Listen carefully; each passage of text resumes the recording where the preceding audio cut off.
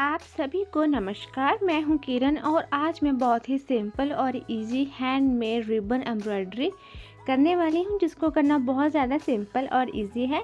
जिन्होंने कभी ribbon embroidery work start ही नहीं किया, कभी काम किया ही नहीं, तो उनके लिए ये वीडियो बिल्कुल ही परफेक्ट है, क्योंकि आप इजीली रिबन से काम करना सीख सकते हो। सिंपल और इजीली फ्लावर्स क्रिएट करना सीख सकते हो और इनको बनाना बहुत ज़्यादा इजी है। आप इसको पिलो पे इजीली कहीं पे भी रेडी कर सकते हो।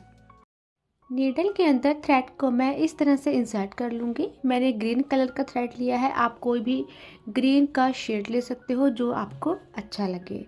तो नॉट लगाने के बाद अब मैं नीडल को इस तरह से कपड़े में से निकाल लूँगी। फिर थोड़ी स्पेस छोड़ते हुए मैं नीडल को कपड़े के अंदर इंसर्ट कर दूँगी। थंब से मैं इसको कंट्रोल करूँगी और जो सेंटर पार्ट था हमारा बचा हुआ, उसके अंदर से हम अपनी नीडल को क्रॉस कर लेंगे। इसको कहा जाता है स्टेम स्टिच। स्टेम स्टिच से ही हम अपनी जो टहनी है हम उसको कंप्लीट करेंगे। सेम यही प्रोसेस रहेगा। थोड़ा हाफ गैप छोड़ेंगे, थंब से अच्छे से इसको पकड़ लेंगे और फिर बीच में से अपनी नीडल को निकाल लेंगे और इसको अच्छे से खींच देंगे। बस इतना ही काम है जो हमें करना है। बहुत ज़्यादा इजी और सिंपल है। बस स्टिच को आपको एक बार समझना है और उसको बारी बार रिपीट करना है। जब भी आप एम्ब्रॉयडरी सीखते हो तो उसमें सिर्फ एक चीज़ होती है कि आपको एक स्टिच को ही समझना है, उसको बस रिपीट पे करना होता है। अब जैसे कि यही सेम जो हमारा प्रोसेस है वो रहेगा। नीडल को इस तरह से लेंगे, इंसर्ट कर लेंगे, फिर सेंटर में से नीडल को निकाल लेंगे। बस इतना ही काम है जो हमें करना है। इसको कहते हैं स्टेम स्टिच। अगर आप काम करते करते जो स्टिच आप कर रहे हो, अगर आप उसका बारी बार नेम उसको दोहराते हो ना, तो आपको कहीं ना कहीं वो याद भी हो जाएगा कि इसको स्टेम स्टिच बोला जाता है। जब आप काम करो तो साथ में अगर आप उसके नाम की भी नॉलेज रखो तो वो सही रहती है चीज़ कि इसको स्टेम स्टिच बोलते हैं और इसको कौन सा स्टिच बोलते हैं। स्टिचेस अगर आपको पता है तो बहुत सही रहता है। रनिंग स्टिच, बैक स्टिच, बहुत तरह की स्टिचेस होती हैं। तो थंब से ही सबसे ज़्यादा इसको जो थ्रेड को है कंट्रोल किया जाता है। ये देखिए, थ्रेड से मैंने नीडल को क्रॉस कर लिया है इस तरह से और इसको इस तरह से फिर से कपड़े में से निकाल लेंगे। तो अभी हम थंब से इसको अच्छे से कर लेंगे। तो लास्ट में हमारा हो चुका है कंप्लीट। तो इस तरह से एक टानी हमारी बनकर हो चुकी है रेडी। स्टेम स्टिच में थंब का इस्तेमाल ज़्यादा होता है। ये देखिए, थंब से ही मैंने थ्रेड को कंट्रोल किया है और नीडल को क्रॉस करके हमने थ्रेड को छोड़ दिया है। बस यही सेम प्रोसेस, छोटा सा प्रोसेस है जो हमें करना है।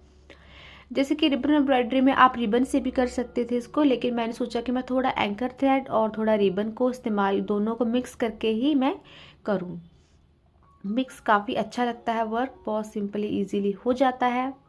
और अभी मैं इसको ऐसे ही आगे आगे करती जाऊँगी। थ्रेड को इंसर्ट कर लिया है और निकाल लिया है। इसको कहते हैं स्टेम स्टिच। अगर आप साथ साथ की याद करें तो बेहतर रहेगा। तो बस लास्ट में इस तरह से हम एक नॉट लगा देंगे और हमारा हो जाएगा रिबन एम्ब्रॉयडरी वर्क का जो पहला स्टेप है वो कंप्लीट हो जाएगा। थ्रेड का हमारा काम जो है वो ऑलमोस्ट ख़त्म हो जाएगा। कितना फिनिशिंग और कितना अच्छे से हमने इसको कंप्लीट कर लिया है। तो तीनों जो हमारी टानियाँ हैं वो बनकर हो चुके हैं रेडी। काफ़ी अच्छी लग रही हैं, बहुत सिंपल और प्यारी लग रही हैं। अब मैं लूँगी रिबन्स। रिबन्स को इस तरह से तिरछी उसमें कट कर लूँगी और नीडल के अंदर मैं इसको इंसर्ट कर लूँगी। अगर आपके माइंड में हो कि हमें कौन सा नीडल लेना चाहिए, तो इसमें ज़्यादा कोई फ़िक्र की बात नहीं होती। इजीली मार्केट में सबको एम्ब्रॉयडरी की नीडल मिल जाती है। आप उसको थोड़ा देखिए, जो बैक का वो होता है ना, होल होता है, वो थोड़ा सा बस बड़ा हो, ज़्यादा उसको दिक्कत नहीं होती है कि हमें ये वाली नीडल चाहिए। बस काम होना चाहिए और नीडल जो है उसको वो थोड़ी बड़ी छेद वाली होनी चाहिए, आपका इजीली काम हो जाएगा। तो ये देखिए जी, अभी मैं थ्रेड को मैंने इंसर्ट कर लिया है। एक इसकी दो साइड्स होती हैं, एक होती है सिल्क साइड और दूसरी होती है थोड़ी एक रफ साइड। तो रफ साइड को हम नीचे रखेंगे, सिल्क साइड को हम ऊपरली साइड पे रख देंगे। अब इसको मैं इस तरह से ऊपर ले आऊँगी। मैंने रिबन को ले लिया है, जो सिल्क की साइड है वो मैंने ऊपरली साइड पे कर दी है और थ्रेड को मैंने इसके बीच में से क्रॉस कर दिया है। ये देखिए अच्छे से आपको इसको घुमा के क्रॉस करना है ताकि आपका रिबन भी ख़राब ना हो। सारा धक्का मुक्की नहीं करनी है रिबन के साथ भी, इसको धीरे धीरे बड़े प्यार से उसको हैंडल करना है। अगर आप उसको निकालने की कोशिश करोगे, इस तरह से कोशिश करोगे कि अच्छे वो ऐसे हो जाए, तो आपका थ्रेड जो है, आपका रिबन जो रिबन है वो ख़राब भी हो सकता है, क्योंकि ये सिल्क का होता है, बहुत जल्दी ये डैमेज हो जाता है अगर आप इसको अच्छे से हैंडल नहीं करते हो। तो जब आप रिबन से वर्क करते हो तो ध्यान रखें कि आप उसको बहुत अच्छे से, बहुत ही ज़्यादा प्यार से अगर आप उसको हैंडल करें तो वो ज़्यादा बेहतर और अच्छा रहेगा। तो अब मैं इसको ऐसे ही प्रोसेस को दोहराऊंगी एक एक करके। ये देखिए जैसे कि अब मैंने 3 फ्लावर बनाए, वैसे ही मैंने 4 फ्लावर्स बना ली। अभी भी स्पेस बची हुई है, अभी हम एक एक करके पेटल्स को मैं अब रेडी कर लूँगी। फेस घुमा लूँगी और इसको ये देखिए जी मैंने यहाँ पे नीचे तक इसको क्रॉस कर दूँगी कपड़े के बीच में से। और ये देखिए अच्छे से हो चुका है हमारा रिबन का छोटू सा प्यारा सा फ्लावर। ये देखिए कितना प्यारा बन के रेडी हुआ है। ऐसे ही मेरी जो बाकी की रहेंगी उनको मैं इसी तरह से कंप्लीट करूँगी। बहुत इजी और सिंपल वर्क है। अगर आप इसको पहली बार बनाओगे तो आपको ज़्यादा प्रॉब्लम आएगी नहीं, आप इसको इजीली क्रिएट कर लोगे। कोई ज़्यादा मुश्किल काम है ही नहीं। बस इसी तरह से आपको छोटी छोटी पेटल्स बनानी है और अपने फ्लावर को कंप्लीट कर लेना है। आप किसी भी कलर में, किसी भी शेड में रिबन्स को ले सकते हो। अगर आप कंट्रास्ट बना के काम करें तो ज़्यादा सुंदर और अच्छा निखर कर आता है। और लास्ट जो पेटल है वो हमारी हो चुकी है कंप्लीट। तो बहुत ही छोटू सा और प्यारा सा छोटा सा बिल्कुल फ्लावर बनकर हो चुका है रेडी। एक फ्लावर हमारा हो चुका है, अब हम दूसरा करेंगे। उसके लिए मैंने लिया है येलो कलर का रिबन। सेम प्रोसेस रहेगा कट करने का। अब हमारा ये था कि हमने नीडल के नीचे से निकाला था रिबन, नीडल को। अब नीडल को हम रिबन के ऊपर से क्रॉस करेंगे। जैसे कि ये देखिए जी रिबन के ऊपर के सेंटर में से हमने नीडल को क्रॉस कर लिया था। अब यही प्रोसेस दोबारा से रहेगा। नीडल को हमने कर लिया है क्रॉस इस तरह से। सिल्क साइड को हम थोड़ा ऊपर रखेंगे और रिबन के ऊपर से ही हम नीडल को देखिए जी अच्छे से निकाल लेंगे। ये हो गया है कंप्लीट। तो अभी मैं और सेम ऐसे ही प्रोसेस को दोहराऊंगी। नीडल को मैं इस तरह से क्रॉस कर लूँगी। बस आपको ध्यान रखना है कि जो सिल्क साइड है वो ऊपर ही रखें आप उसको। जो रफ साइड है आप उसको ऊपर ना लेके आएँ, क्योंकि वो बैक साइड हो जाती है। तो बैक को ऊपर ना लेके आएँ, सिल्क को ही आप ऊपर रखें। अब ऐसे ही एक एक करके मैं इन पेटल्स को रेडी कर लूँगी। जिनको रिबन एम्ब्रॉयडरी नहीं आती है वो इन प्रोसेस को देख के, सिंपल डिज़ाइन को देख के इजीली क्रिएट कर सकते हैं। मैंने एक ही उसमें वीडियो में 3 तरह के फ्लावर समझा दिए हैं और एक सिखाई है स्टिच। तो आप 4 चीज़ों से बहुत अच्छे से क्रिएट करके एक प्यारा सा फ्लावर जो है आप रेडी कर सकते हो। अब इसके बीच में से मैं नीडल को क्रॉस कर दूँगी। ये देखिए जी क्रॉस मैंने कर दिया है।